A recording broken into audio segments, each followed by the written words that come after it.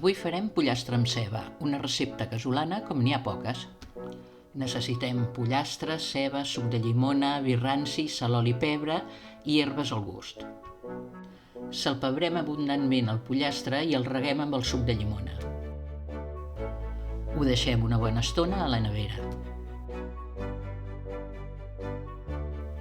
Tallem les cebes al nostre gust, a trossos no massa grans. Marquem el pollastre en oli ben calent a foc viu, ha de quedar ben daurat.